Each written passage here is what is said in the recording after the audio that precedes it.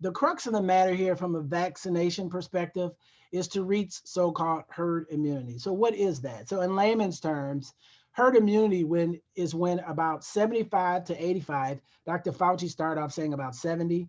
I like to increase it, and I think he has done that as well now. About 75 to 85% of Americans, let's just focus on America, having immunity to the coronavirus. And there are two ways, this is another take home point. There are two ways to reach immunity. One is through passive exposure, meaning that, just allowing everyone in this country to be exposed to the coronavirus. Now, the problem with that is when we've got just over 1,000 people dying a day, with up to 4,000 people dying a day, we can't afford to continue to expose people to the coronavirus. The only other way to reach herd immunity, ladies and gentlemen, is to do so through vaccination. Hence why we're having this conversation around understanding the available vaccinations here in this country. Our intent, just to be clear, is not to convince you to get vaccinated, but instead, our intent through our partnership with the Hartford Athletic is to make sure you're armed with all the information you need to make an intelligent decision about whether or not you should be vaccinated. So that's our goal in this conversation. This is a very busy slide, but I just want to address one of the concerns that are out there, and that is the speed in which, and it's accelerated warp speed was the Operation Warp Speed was the name that the feds gave it way back at the beginning of the whole vaccine conversation. They were charged with, in less than or equal to 14 months, creating a vaccine for Americans. Now, the typical process horizontal line shows you inside of that red circle on average, how long it usually takes to create a vaccine. That's usually about 6 years or 73 months. In this accelerated process, they were charged with doing it in less than or equal to 14 months. You and I both know that they had it in mid-December, so they broke that record and they did it in less than 12 months. So how were they able to do it so quickly? And this is really the crux of the matter here. And so let me just quickly answer that question. How were they able to produce a vaccine so quickly without jeopardizing quality, safety, efficacy, and the quality of the vaccine? And the reason why is because there's something called an mRNA technology, which you're going to master in just a second if I present this IKEA analogy correctly. They took a technology that already existed. It had existed for at least 10 years, and it was focused in on cancer vaccines and cures. And so they took that in the midst of the pandemic, right around March. They stopped the line on the cancer work and said, let's take this RNA technology and shift it toward making the vaccine. And it's because of that they were able to produce it so quickly. I would differentiate in just a second between Pfizer, Moderna, J&J, and a little bit on AstraZeneca. And you'll see the differences on how they use this technology. And it will also explain to you why Pfizer was first, Moderna was second, Johnson & Johnson was third, and likely AstraZeneca will be fourth. So I can entertain any comments or questions you have about this slide during Q&A, but I want to keep moving to get to this analogy.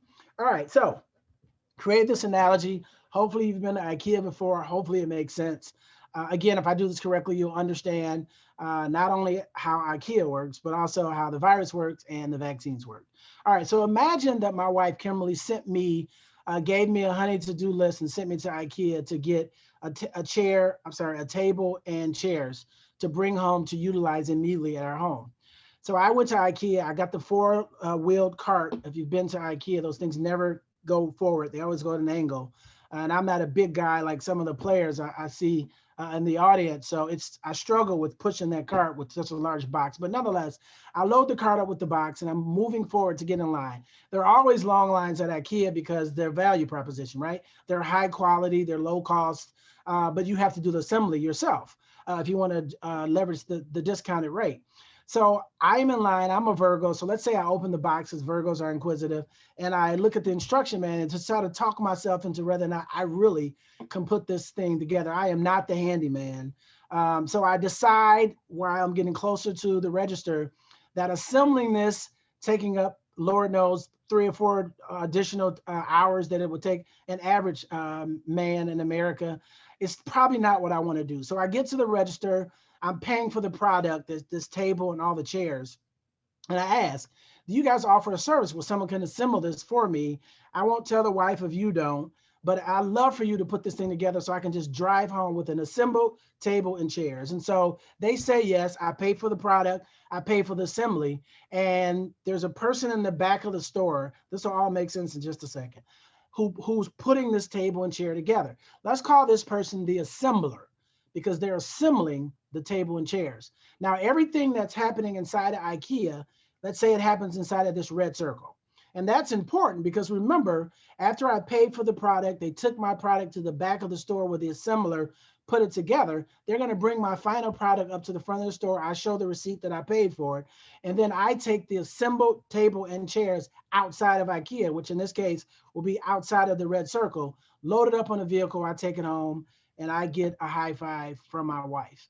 All right. So to the extent you understand that, let's keep moving. So that same analogy, I just have it in a different illustration. So the red circle is still inside of IKEA.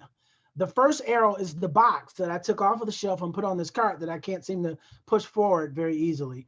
And then second, after I pay for the product, I pay for the assembly, they take my box still inside of IKEA to the back of the store where the assembler puts it together.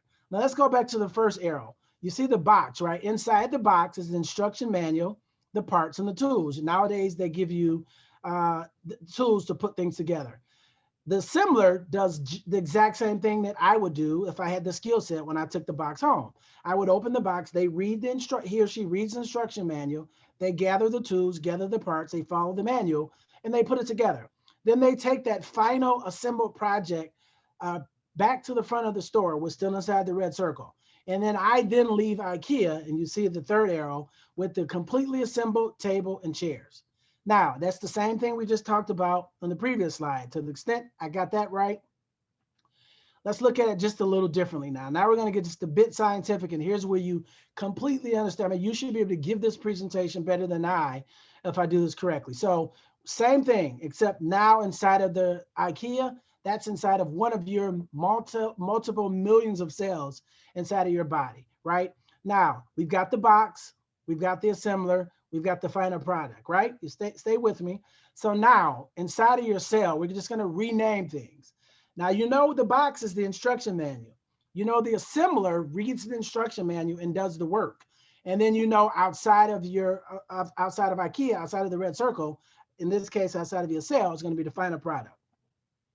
So that's what DNA is. For anybody who's taken biology, I realize I've oversimplified it, but DNA is your instruction manual for every single cell, right? You get half of your DNA from your mother, half of your DNA from your father, and that's just like the box inside of IKEA. Then there's something called RNA, ribonucleic acid. RNA is the same thing, if you will, as the assembler inside of your cell. RNA is simply reads the instruction manual, half that you got from mom, half that you got from dad, and the RNA does the work. Well, what does it do? It assembles the cells that replace your skin. It assembles, if you have hair on your head, the cells that replace your strands of hair, which is how you grow hair. I know, Jordan, you like I, must be a Michigan thing, are both bald.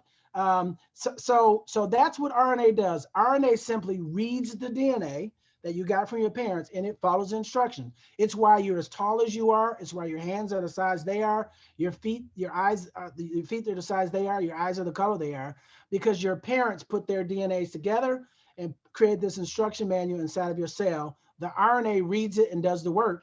And then the final product outside of your cell, outside of one of your human cells, is going to be whatever it produces. If you look at the top right corner of this slide, this is the unilateral one-way flow of information. It only goes DNA to RNA to protein. It never goes protein to RNA or RNA to DNA. And I say that only because there's a narrative out there, and I'm trying to address some of the narratives, the false narratives, the fake news, the myths, that if you get the vaccine, it will impact your DNA. You're going to learn in just a second that the vaccine is RNA-based, like we talked about on that very busy slide. So therefore, it won't go in opposite direction. It can't. So it can't, RNA-based vaccine can't impact your DNA, or does not alter your genes or your chromosome or your RNA. So just wanted you to get that point. Now, to the extent where you got all that, the DNA is the box that has all the instruction manual. The RNA is the assembler, does the work, and then the final product leaves the IKEA or leaves the cell, and then that's what it produces. In most cases, it's a protein. Now, If you got that, let's move on. And if you don't have it, we can talk about it during Q&A. Now let's talk about how the coronavirus works. Now this is probably one of the most important slides in the deck. The top left corner is an illustration of the coronavirus, which you've seen a million times. They opened up the coronavirus, they removed 25% of it just to give you a peek on the inside. What you cannot see is the DNA, the nucleus with the DNA. That doesn't matter because our focus is on RNA. That white squiggly worm-like strand represents RNA, and you see it's the nomenclature suggests that it's RNA. The only other thing I want you to pay attention to on that top left corner illustration are the spike proteins that protrude from the circular virus. I like to refer to it, if you guys can see, Joe, Jordan, can you guys see my arm here? All right, so let's pretend that this arm is a spike protein. So this is the spike protein. If you look at the top left corner, you see that it's sort of Y-shaped. Imagine that the Y-shaped portion of this post is a hand. And that's important to visualize. And I created the analogy of an arm and a hand because that's literally how the virus works. It uses the spike protein as an arm and a hand. So what are you talking about, Eadie? Well, let me explain it. So the coronavirus, we know much more than we did way back at the beginning of last year. We know that the coronavirus is airborne. That's why everyone's not washing their hands every 5 seconds, not wiping down counters every 5 seconds, because the vast majority, and I mean the vast majority, we're talking 99% of the infections happen because you inhale something in the air, the virus, which is airborne, through your nose or your mouth. So think about that for a second as we transition to talk about masks. If 99.9% of the infections come through your nose and your mouth, when anyone says that it's not necessary to wear a mask, you now know how it works. It's in the air. So let's just imagine that Jordan gets on an elevator and he's on the elevator by himself at Trinity Health in New England. Only 2 people per elevator is our rule. So he gets on by himself. But what he doesn't see is that there was a Joe who just got off of the elevator who had coronavirus, and Joe removed his mask, coughed, and put the coronavirus in the air. Put his mask back on, of course, before he got off. And then Jordan got onto the elevator. For some reason, Jordan removed his mask. He has to breathe, so he inhales the coronavirus. So what does the coronavirus do once Jordan has inhaled it? Well, the way it works is that coronaviruses arm and hand or spike protein is literally, and I mean literally, going to grab onto one of his human cells, right? You have cells inside of your nostrils, you have cells throughout your mouth and the back of your throat. When he took his mask off and inhaled the virus, the spike proteins will then grab onto Jordan's cells, punch holes, and they punch a hole for one reason and one reason only. They punch a hole so that the coronavirus can deposit inside of one of Jordan's cells its entire RNA. Its entire RNA. So now you know what RNA does. It has read the DNA inside of the coronavirus. And in this particular case, because it punches a hole and injects its entire RNA, then you know what it's going to produce. You know what it's going to assemble. It's going to assemble an entire coronavirus. So now Jordan went from 0 coronaviruses in his bloodstream to 1, from 1 to 2, 2 to 4, 4 to 8, 8 to 16, 16, 32. If he has that accumulation of viruses around the nerves that are responsible for smelling, he loses his smell. Taste, he loses his taste.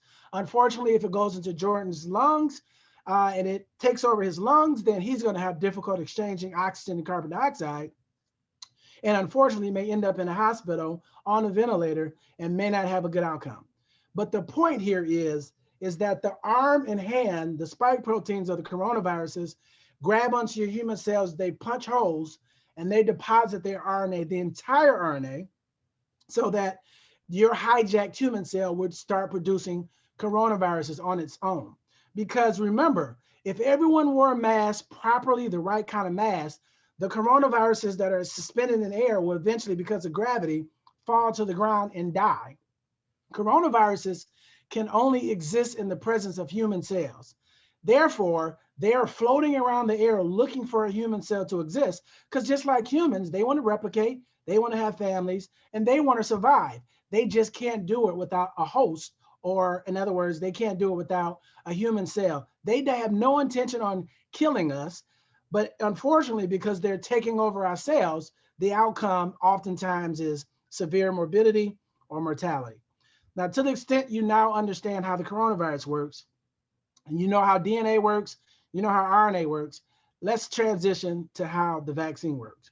So remember, I said that the RNA technology existed for 10 years. It was in the cancer space. They stopped the line and moved into the corona space because the pandemic was killing thousands of people a day. And they said, well, why don't we take the same technology that we use, where we've been using for 10 years, and create a vaccine? So here's how they did it.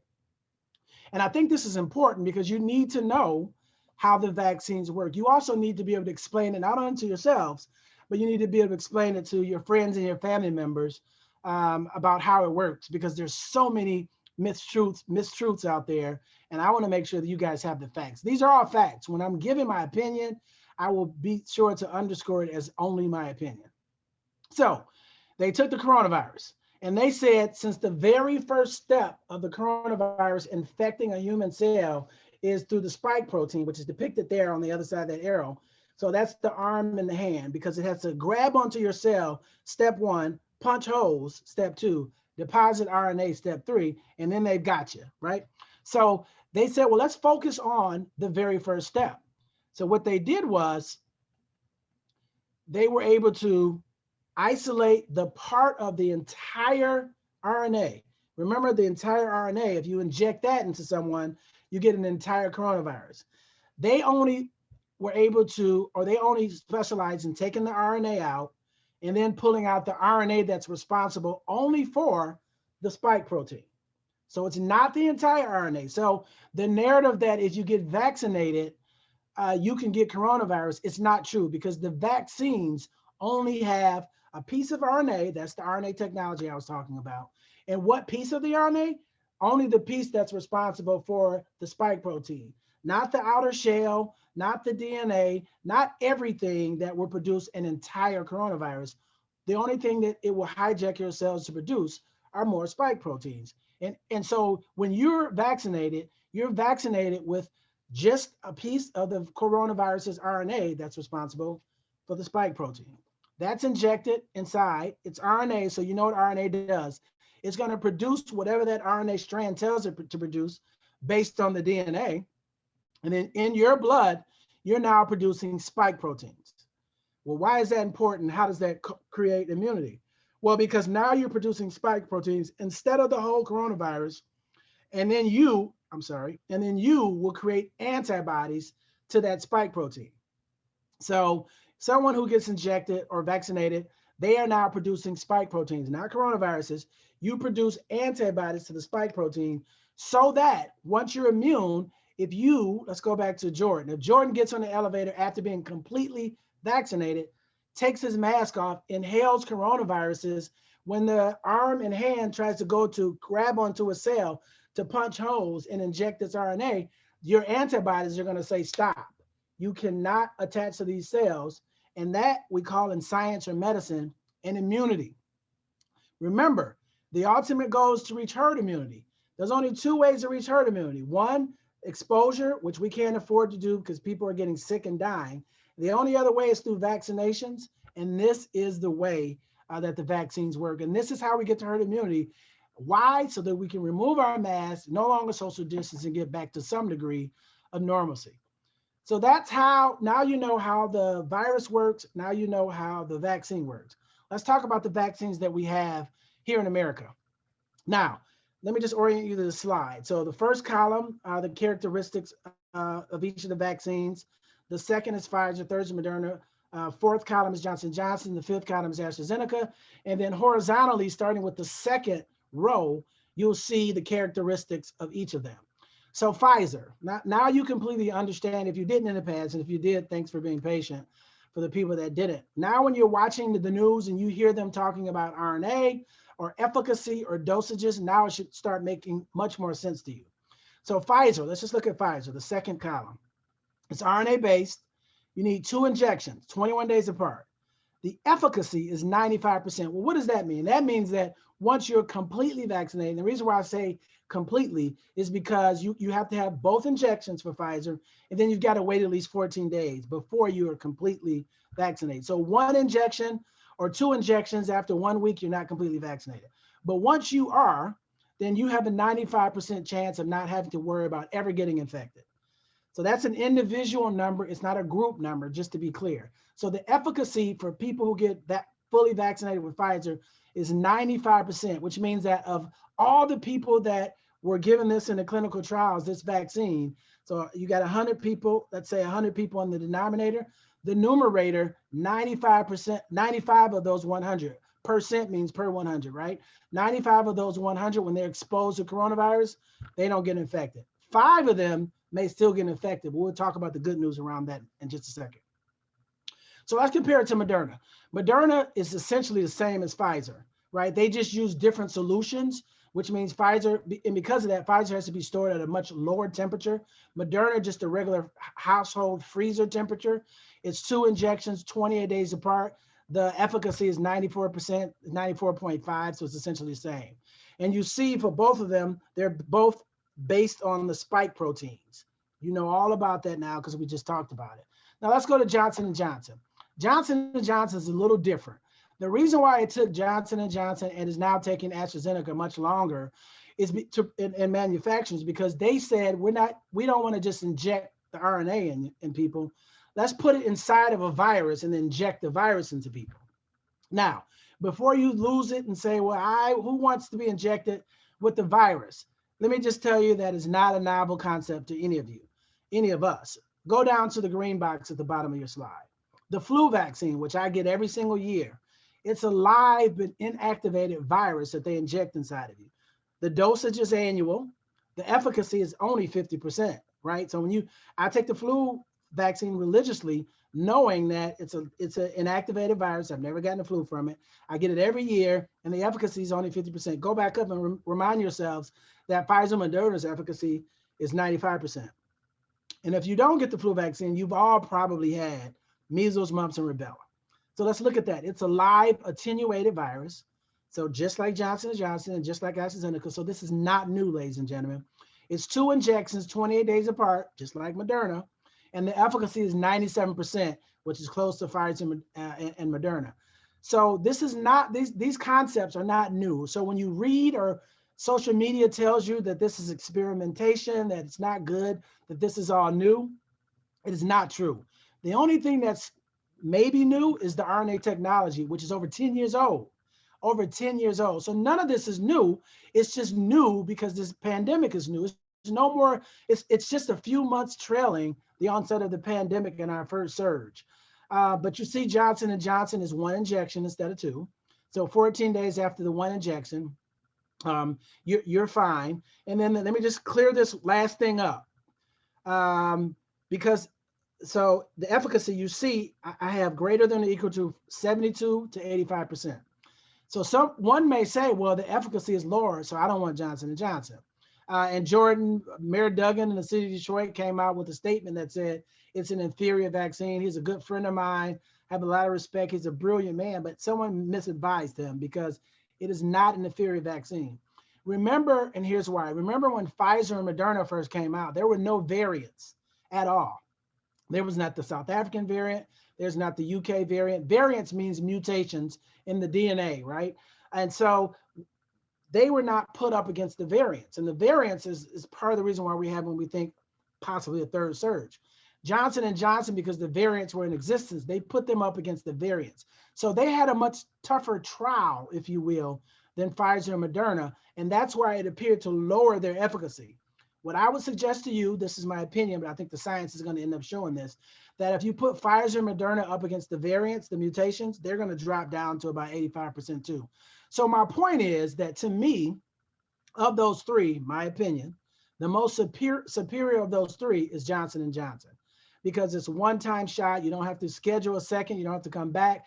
If you get side effects, which we'll talk about as I wrap up next, the side effects are going to be just a one-time, because you can get side effects after both of the injections. All right, so that's a lot of information there. Let me just wrap things up with some good news. Regardless if you get Pfizer, Moderna, or Johnson & Johnson, even though the efficacy is not 100%, If you get vaccinated by one of those three, you never have to worry about being hospitalized if you get corona. And you don't have to worry about dying if you get corona. And that's really the crux of the matter. We want to eliminate hospitalizations because it overcrowds the hospitals, and then quality of care, and it becomes a hot mess, if you will. And then people die at large numbers every single day from this. Vaccinations will prevent both of those. I'm not going to spend a lot of time here, but there's also a narrative out there where people, particularly people of color, ask the question, well, in the clinical trials, what were the breakdowns of the people that participated? And I just highlighted in red, as a reminder at the bottom, Connecticut, 10% African-American, 15% Latinx, the US, 13%, African-American, 18% Latinx, and then you see the breakdown of participants in each of those clinical trials. So communities of color were well represented is the point there. And you can see the other stats around each of them. And then, so here's a picture of me. The point here is that people often wonder, well, you sound as if you're advocating on behalf of I do not work for Pfizer, Moderna, or Johnson & Johnson, or AstraZeneca. I work for Trinity, proudly work for Trinity of New England. I received my Pfizer shot. The first was on the December 21st. The second was 21 days later. And I will tell you, if Johnson & Johnson was out back in December, Moderna wasn't even, in fact, that was the first week of Moderna, but I'd already scheduled my Pfizer. If Johnson & Johnson and Moderna and Pfizer were out when I sat down to get my first vaccine, I would have gotten Johnson & Johnson. All right, side effects, just very quick. These are the most common side effects. I think there's a couple of take-home messages here, and I'll be wrapping up in just a second, Joe. So this is 7, they're really 8. There's another one that we see with Moderna that what isn't on this slide, and that's swollen lymph nodes under the underarms. But here are a couple of take-home points. The older you are, the more likely you are to not have side effects. So I know the athletes on the line, I mean, this is where being as young as you guys are is not an advantage. And that's because 55 and older, they've been exposed to so many coronavirus-like viruses that their immune system is already developed and they have less of a response. Plus they're older and they're going to have less of a reaction or response to the immunity that you're acquiring once you get injected. That's one. 2, regardless if you have side effects or not, they will all be resolved within 24 hours. So I advise people, if you're really worried about missing work, maybe get on the Friday afternoon, and worst case scenario, you'll be back to normal on Saturday afternoon. 24 hours and then you're done. And this is the last point I want to make about side effects. Having side effects is a good thing. I literally said, God, please give me side effects. Literally, give me side effects after my vaccine, because side effects are a sign that the vaccine is working. Now, unfortunately, all I had was a mild headache. I took some Tylenol and it took it away, and I was perfectly fine, was not bedridden at all. And I had soreness on my arm, but I didn't recognize it only until my wife punched me. I probably did something wrong. She's not abusive, but she's just tough. And then I realized that my arm was sore. But outside of that, I mean, these are some of the options that you would have. The worst case scenario, you will have the 24-hour flu, if you will. But remember, you want side effects if you had a choice, because they mean that the vaccine is working. I'm going to wrap it up here with just a quick reminder. Listen, cases across Connecticut and across this country are climbing, unfortunately. So we have to continue to wear a mask. We must continue to social distance. Why 6 feet? Because if someone is just talking, like right now, my speech is pressured, obviously, but normal speaking, if you have corona, you remove the mask, the virus can travel in the air up to 6 feet. Now, if I'm singing or has pressure speech or I'm yelling, it can go up to 20, 25 feet.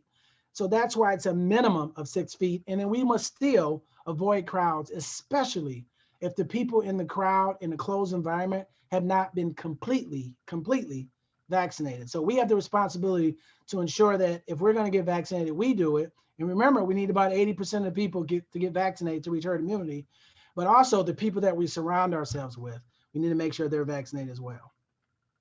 Why the mask? Well, you know the mask, right? I won't go through this, but it comes 99% of the time, it comes to your nose and your mouth. And the unfortunate thing is once it gets in your nose and your mouth, it has access to your lungs, and that's when people get in trouble. I'm going to wrap up. I'm not going to spend a lot of time like I usually do on this slide. I just want you to take a peek, though. There's a right kind of mask, and there's a right way to wear the mask. If your mask is not declared medical grade, then it must be multi-layered. You can simply feel the mask to see if it's multi-layered. But even if you have the right mask and you wear it improperly, like the first 1, 2, 3, 4, 5 people here are doing, then we've got a problem. And it's as if you're not wearing a mask because the virus has access to your nose or your mouth where it punches holes, deposits RNA, and infects your cells. I just want to pull out one example. This is the most common mistake I see. People who wear their mask, they don't pinch the top bridge at the nose and they don't extend the mask down completely so there's no wrinkles in it. It extends at the chin level because when you don't do that, like the person that I found on Google, you have holes or gaps in the side of your mask and the virus can easily seed through there and have access to your nose and your mouth. That is all I have for you. Let me just give you an explanation of this flow test study, and I'm going to yield it back to Joe. So this is not scientifically proven, but I would advise that you at least do it if you've got one of those fancy designer masks. It has to be the right mask. A way to test it is to light a candle or a match and hold it about 6 inches in front of you. This woman, that's not 6 inches. She's not wearing a mask properly, so this test is void. But hold it about 6 inches in front of you until the extent where you can, without having a pressured speech or yelling, you can significantly move the flame or blow the flame out.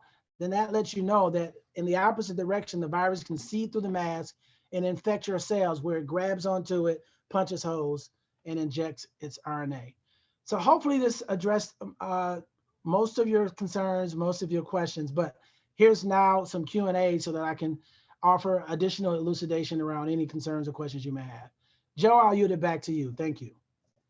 Thank you, Dr. That was absolutely amazing. I learned so much in that session myself, and we really, really appreciate you taking the time for our fans and our community to educate everyone on that. I'm just going to bring on now quickly a few of our special guests. And while he does that, a reminder to everyone, please submit any questions in the chat. You can make it anonymous where you send it directly to the panelists. So we'll be the only ones to see that. Through all of my research on vaccines and vaccine hesitancy, not when there's not enough of the quantity of it, but vaccine hesitancy in general. Holy cow, there is no dumb question. And if you're thinking it, someone else is thinking it. So please feel free to submit your questions and we'll make sure to ask Dr. Eadie. Thanks, George. Absolutely. So Coach Danny and Bradford, if you want to get your videos going here. All right. Welcome, guys. Thank you for joining us. For the fans, we've got Coach Harry Watling, who we're so excited to have in Hartford this season. Danny Barrera, who you know well from the past 2 seasons, and Bradford Jameson IV, who's new to Hartford this year. And thank you to all 3 of you for joining the conversation today. What I'd like to do is, as questions come in, and I have a few, Dr. Eadie, I'd like to open it up first to Coach, as I know he had a few things on his mind to ask of you as we kick things off, and then we'll go to Danny and then Bradford from there, and I'll mix in some Q&A questions from the audience as well as we go. So Harry, take it away. Thanks, Joe. Dr. Eadie, first of all, thank you very much for the presentation. Really insightful and has opened my eyes to a lot of the things that you brought up, and I love the IKEA analogy. It simplified it for me, which was good. And secondly, thank you for the great work that you're doing to protect everybody in the area. Just a couple of questions, and I'll cut it into 2 pieces. So obviously, I'm interested in the peak performance of the players, and I noticed that you said that there would be potential side effects for 24 hours. So in terms of the peak performance of the players, and in terms of my planning, if the players were to go and get the vaccine, would you suggest that we schedule in 1 or 2 days after that for the players to return to play to try and maximize their performance? Absolutely. And what we can do is, depending upon your schedules, at least at Trinity Health and Wing, and I promise you, Coach, that we can make sure that we earmark some vaccines for your players so that it's most convenient for them. We typically have our vaccination centers open during banking hours, so that's not always, I think, the most plausible. We can figure something out, but we also have an event coming up very, very soon where we're going to have 24 hours of offering vaccines, and that's going to be starting next Friday. So you figure out what you need from us, and we will make sure that your players have access to it. The last thing I'll say, Coach, is strongly will ask you guys to consider the Johnson & Johnson. And let me tell you why. Because after the first shot, you don't have the 95% efficacy that the Pfizer and Moderna gives you until after your second shot, which is either 21 and 28 days apart. So they can literally get, they can get the COVID, spread the COVID, et cetera, between their first and second shots. And then you have to wait the 14 days after the second injection. Johnson & Johnson is a one-timer. 14 days later, your guys are good. So that would be my second recommendation around your players and the vaccines to get. No, absolutely. And I think that was the one that appealed to me in terms of, first of all, it's reliability in the way that you explained it, and then the reliability around the schedule as well. So again, thank you so much for the information and your time. My pleasure. I love the, can I call it an accent, or do we have the accents? But I love it. I just got to say that. Man crush here. I'm happily married, but I wish I had it. I'm sorry. In that regard, though, Doctor, obviously Harry just joined us from London. Soccer is the world's game. We draw from a bit of everyone here in town as well. Is there what is the process for someone who just moved over from England? Is there any issue with them signing up to getting a vaccine through Trinity Health of New England, or how does that work? It is not. We may be asked, and I don't know if the VAMS system, which is the government system, if you use a non-US address or non-Connecticut address, they will allow you to register. But we can accommodate. We will look at the coach just as we look at college students, and college students are coming from all over the planet. They're living here. They're temporary residents here. So we would treat them as such. And so, no, the coach would not have a problem getting vaccinated. It's a great question. Yeah, that's a great question, Jordan.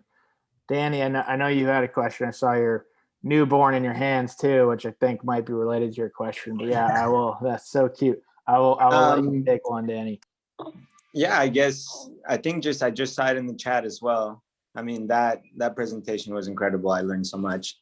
Breastfeeding, nursing mothers, how safe is the vaccine for someone like that? Yeah, great question. So I'll give you a real life scenario. But before, let me answer your question scientifically. So in the clinical trials, that is one population of people they did not include. That is pregnant women. Now, here's what I'll tell you. So the breastfeeding, the benefits of breastfeeding, I'm being tangential, but I just want to share this. The benefits of breastfeeding is that the mother's immune system is then shared with the newborn's immune system or the child's immune system. So that's why breastfeeding lasts sometimes, very, very long, or close to a year. Again, mothers go on beyond that sometimes, but until the baby can develop his or her own immune system, it has the ability to have the mother's immune system. And the mother is, at least 18 in most cases and above. So they've been exposed to a lot. So that's one. Breastfeeding is always a good thing. Here's the real life scenario. So, and she's given me permission to use her name. So Trinity Health of New England has the fortune to have a Dr. Abrantes, who's an infectious disease expert, nationally known. She's on our staff at St. Francis, which we're joyed to have her.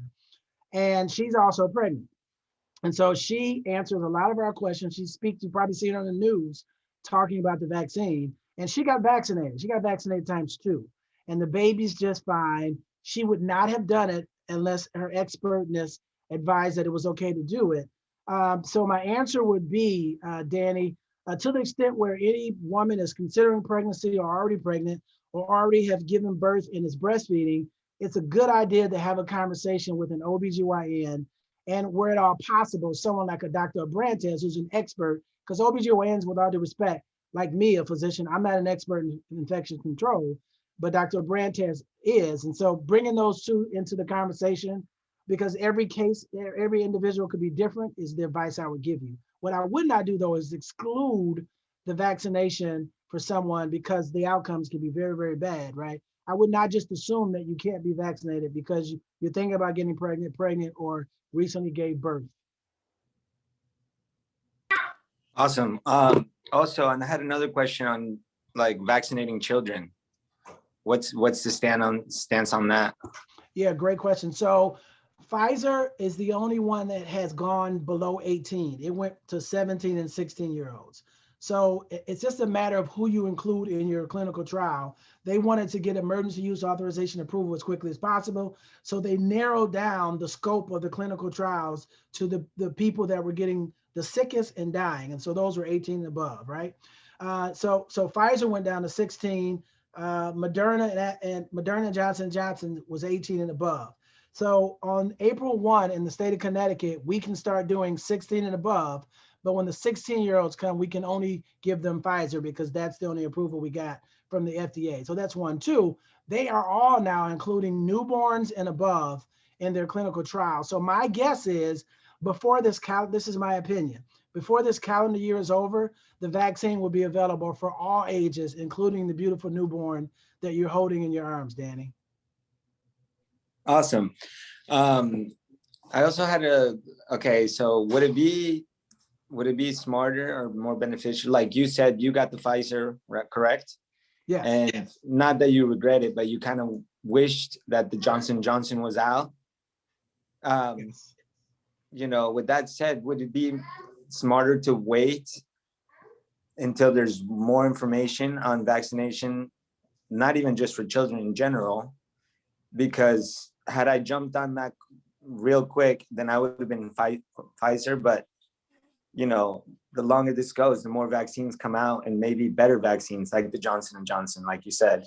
Yeah, that's a great question. My answer would be absolutely not. The only reason why I comfortably say that I would take Johnson & Johnson is because I prefer one injection and to get it over with in 2 weeks. Now, my advice would be take whatever is in front of you. One, two, don't wait. Because, I mean, your kid is, I don't know how old, but certainly probably 4 months old or less. 2 months old. 3 months old. So I'm close. Very Close. close, yeah. So even if your child at that age got infected, the chances, the risk for your child to get very sick or have a bad outcome are super low. The younger the age, the lower the risk. And that's part of the reason why they didn't do kids initially, because they wanted to address the adults as quickly as possible. However, children can still get sick and children can still have bad outcomes. It's just less frequent. So I advise that your entire team, if you're going to get vaccinated, I advise your entire team get vaccinated as quickly as possible. And I say that from a clinical perspective. The data suggested, the morbidity and mortality suggested, and it is also my opinion. So I'm bringing all that to the table. There is no need to wait. I don't think so. AstraZeneca, the difference between Pfizer and Moderna, I put that in one bucket. AstraZeneca and Johnson & Johnson put in the other bucket is they use only the mRNA. The other two use a vector or a virus to carry the mRNA inside of it. But so there's no other technology that's going to come out that's going to be superior to any of these. They're just going to be copying them because they all use the mRNA technology. These two decided to use a host or a vector to carry it, but that's it. It doesn't get any better than this. So the rest of them are going to just be the difference between, I don't know, a Ford and a Chevy and a Pontiac. Not much of a difference at all. They're all American-made cars, and they all only last 2 or 3 years anyway, right? So as far as moving forward, all of the vaccines, the new vaccines that are going to come out, are they going to be more like Johnson & Johnson and less like what they carry in the vector than the Pfizer? Yeah, they're going to either be like the Pfizer, Moderna, or like the Johnson & Johnson, AstraZeneca. They're going to fall into one of those buckets.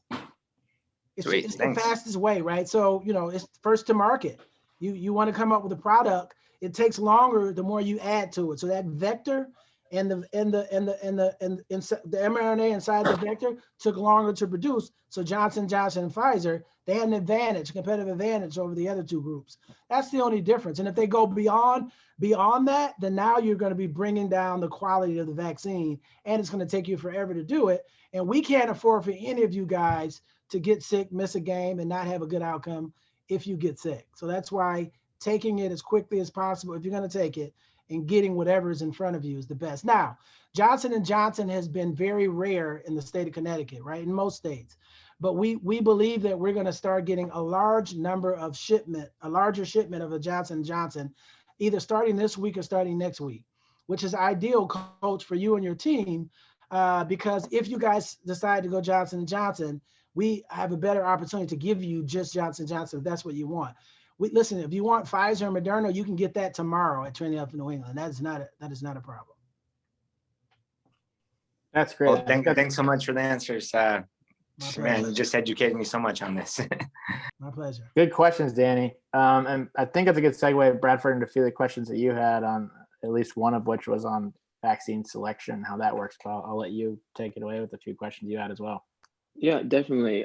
First of all, Dr. Eadie, thank you so much for taking the time, and your breakdowns have been very informative. But I do have a couple questions, and the first one is kind of a two-parter.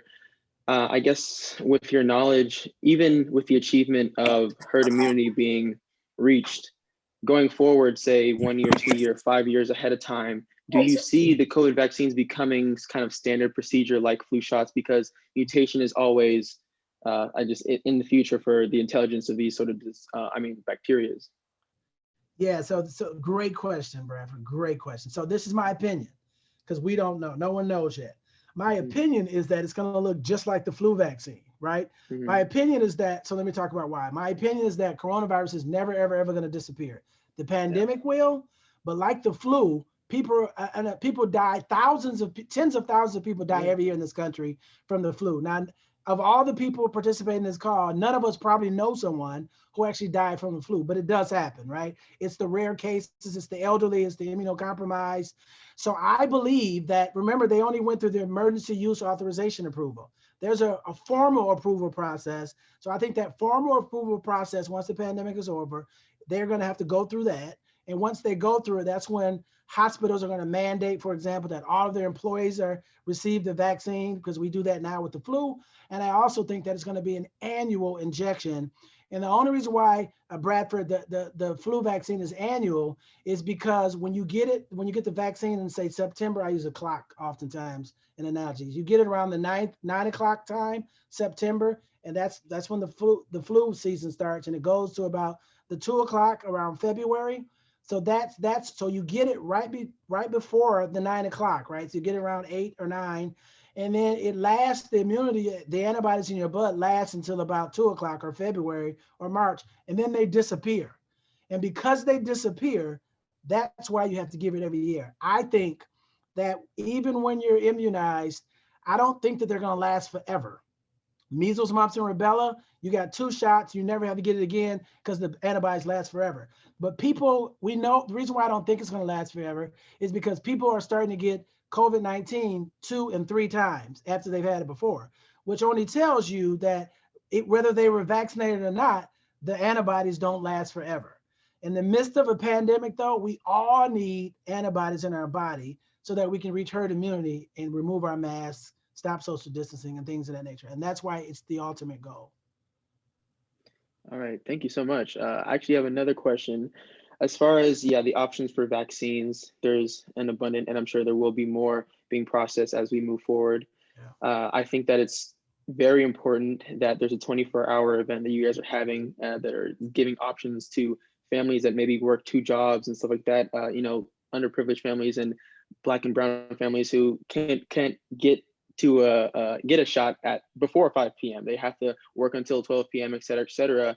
And these people, do they have options for the vaccines, or are they only being offered, say, the Pfizer at certain locations, or say the Johnson & Johnson, et cetera, et cetera? Yeah, so different healthcare systems across Connecticut and across New England and the country do it differently. And you brought home an amazing point, and that is, let's talk about the essential workers. Let's talk about the people who really, really, really keep this country moving, right? It's not the doctors, it's not the lawyers, it's the people who are in the meatpacking plants, it's the people who drive the buses, the people who drive the Ubers. Without them, this place would shut down, and they're deemed essential workers. In fact, the prior administration mandated through the Defense Act that meatpacking plants, because meat was so important to somebody, that it's illegal for them to not go to work during the pandemic. And what happened as a result, Bradford? You remember, they all got infected and many of them died. And they became hot spots. And then you fast forward to 2021, when you look at the hot spots throughout this country, those are the highly vulnerable communities that are full of essential workers, right? These are the households that have 3 generations, that many of them are on minimum wage. and the household income is much lower, the education is much lower. Those are the people that are at highest risk. And because, and I remember I said this earlier, our vaccination centers, like all the other vaccination centers in Connecticut, they are open during bank hours. Essential workers have to take a bus to work when they get off at 5 o'clock by the time they get to the vaccination center, because they can't afford to miss work. It's closed. And that's because of the point you're making. That's why and I'm just going to go ahead and reveal it. Amy's going to kill me. The press release doesn't come out till tomorrow. So I don't know if people on the line, but please don't call our competitors and tell them, because they'll just steal it. We're going to open up, we're going to have a 24-hour offering to the community. It can be regardless of your social economics, regardless of where you're coming from, but it also considers those essential workers so that they can take the bus in their neighborhoods or wherever the case may be from their neighborhoods and get the vaccine throughout a 24-hour period. Now, when you show up, if you're 16 or 17, you have to get Pfizer. But besides that, because Pfizer and Moderna are essentially the same, we're going to probably have one of them and then have Johnson & Johnson for people like, I don't know, Coach and some of the teammates who may want to get the Johnson & Johnson. So that's what we're going to do. No one else in the state is doing it, but Trinity of New England is a mission-driven, not-for-profit company. We're spiritually based, and that's the right thing to do. And this is the right time to do it. So thank you for that. And it's because of Bradford, Amy, that I revealed before the press release came out that we're doing a Vaxathon. So blame it on Bradford. I'll take that. It's a teaser for it. It's a quick rollout. That's right. Bradford, you have other questions? So much. No, that's pretty much it. I thank you so much. And that was pretty much regarding the fact that not only can people have limited times to get these tests, but also that same type of person who maybe is working a job that they don't get off work until 9, 10, 11, 12, they might not even be free enough to get a second shot. The Johnson & Johnson might be the only option they can have because it is a single shot process. And even to feel those side effects from 2 shots is another time that they'd have to take off work or just feel, under the weather during those times. So thank you so much. It's my pleasure. A few other questions, Doctor, rolling in. One of which is, I know we're over time, but this is more important than anything else I was going to do for the remainder of the day. So okay, great. I'll be happy to sneak those in. Yeah, just let us know. Maybe you have time for 2 more. We can sneak in here. It'd be Absolutely. Great. And thank you for that. One of which is if anyone has food or any other allergies or any other medical condition, is that a reason to not get the vaccine, or are there considerations there? Yep. So personal experience, I was a kid with hay fever. I still have multiple seasonal allergies. I'm still allergic. I was allergic to milk. I'm still allergic to shellfish, so I can't eat any of that. I carry an inhaler with me 24/7. There's one somewhere in my drawer right here. And I'm supposed to carry an EpiPen. I've had anaphylactic or severe allergic reactions in the past. So I am a walking poster board as relates to what we heard about when the UK got the first Pfizer, and they said a couple of people, I think it was 8 in number, had an anaphylactic reaction. So the answer is you need to really get in line and get vaccinated because you're at a higher risk. 1, 2, the difference is though that 2 things. 1, you should be observed. So at post-vaccine, they should watch you for 15 minutes. If you are like me and you got allergies and you've had allergic reactions, particularly a severe anaphylactic reaction, you should wait an additional 15 minutes. So I sat there after both injections for 30 minutes. That's 1. 2, before a nurse or someone injects you with the vaccine, if you fit this clinical picture, just ask the question, but stop them and say, do you have epinephrine in the room? And unless you have your pen, make sure that they have epinephrine. We should all have it because we should not have vaccination centers. And you can ask that question even if you don't have a history of allergies, because the worst case scenario, you have an allergic reaction to this, because this is maybe something that your body's never been exposed to.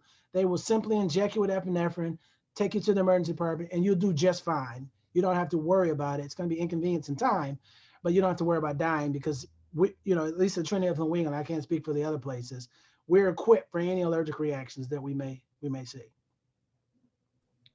Thank you, Doctor. And to that end too, I guess if you have allergies and you're taking some sort of like a Zyrtec or an Allegra, et cetera, that's something you should not take 24 hours prior to getting vaccinated? Wow, I've never been asked that question. That's a great question. So you can still take it. The only thing you shouldn't take 1 to 2 days prior to or 1 or 2 days after, and I should have said this in the presentation, is Motrin or non-steroidal anti-inflammatory drugs. So Motrin, ibuprofen, and Aleve. And people like to pre-medicate themselves because they're worried about the soreness or whatever the case may be. You should only take Tylenol for that. Here's why. Because remember, the reason why you get the side effects is because it's your body creating an immunity, creating antibodies to those spike proteins. And so that presents that immune response presents with fever, can present with fever, chills, headache, because it's a fight. It's a war going on inside your body with a foreign body against your body, and your antibodies are fighting it and going to win the fight. Because there's an inflammatory component to it, if you take Motrin, which is an anti-inflammatory medication, or Aleve or naproxen, then you're mitigating your immune response. You're weakening your immune response.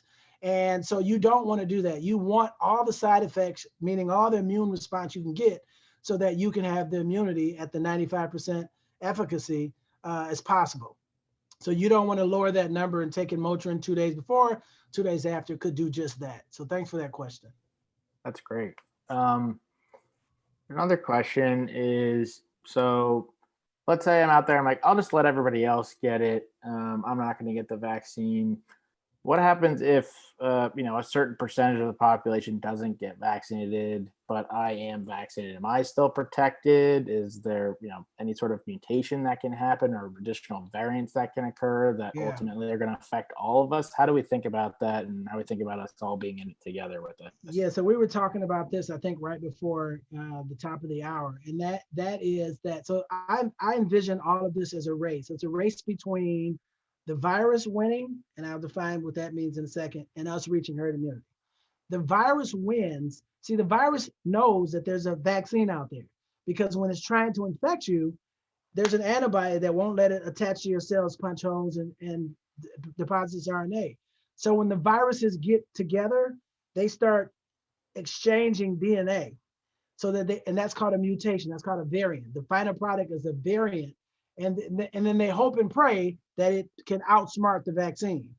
So if we don't reach herd immunity before the virus crosses the finish line, that means that the virus has figured out a way so that all the vaccines that we've given out so far no longer work.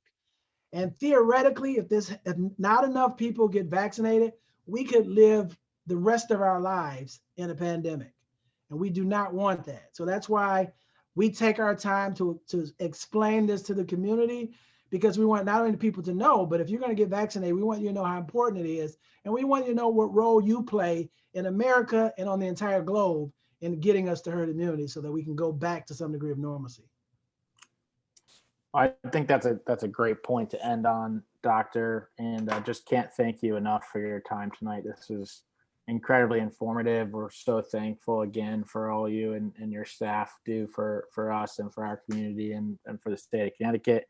We're announcing our schedule tomorrow, so we have a big announcement of ourselves as well, and we cannot wait to get you out to a match this season at Dillon Stadium, and hopefully recognize all the people that really are the heroes in the community doing a great job, so we can do fun things like play soccer. So thanks again, Doctor. Thank you, Coach Danny and Bradford, for your great questions. And thanks for everyone that attended today's session.